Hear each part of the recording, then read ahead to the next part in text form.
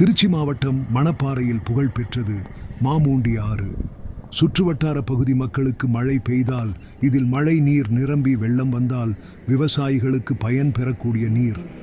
ஆனால் இன்று கவனிப்பாரற்று கிடக்கிறது. மணப்பாறை மைய பகுதியில் இருக்கிறது. எத்தனையோ அதிகாரிகளும் அரசியல்வாதிகளும் மணப்பாறை சட்டமன்ற உறுப்பினர் இருந்தும் கவனிப்பாரற்று இருக்கிறது.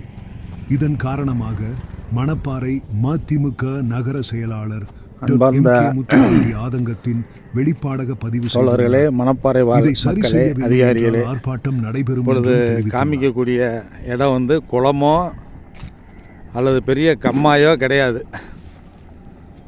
பாருங்க எவ்வளோ பெரிய புல் புதராக கிடக்குன்னு பாருங்கள். இது எதுன்னா மாமுண்டி ஆறு. மணப்பாறையில் வந்து மான்முன்றி ஆறுன்னு ரொம்ப சிறப்பான இடம்.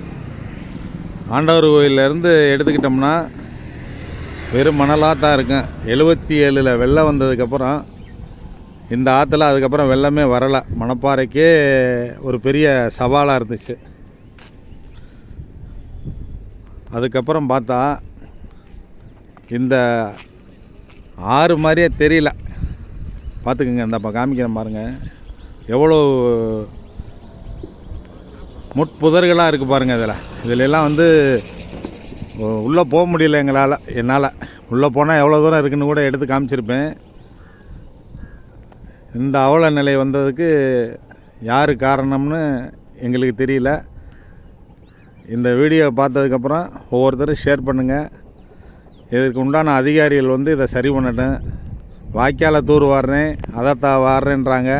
இவ்வளோ பெரிய தொன்மை மிகு ஆறு மான்முன்றி ஆறு. பொன்னானி ஆறு டேமு தண்ணி திறந்து விட்டாங்கன்னா விவசாயிக்கு வரும். விவசாயத்தை மீறி தண்ணி ரொம்ப வந்துச்சுன்னா தண்ணி திறந்து விடுவாங்க.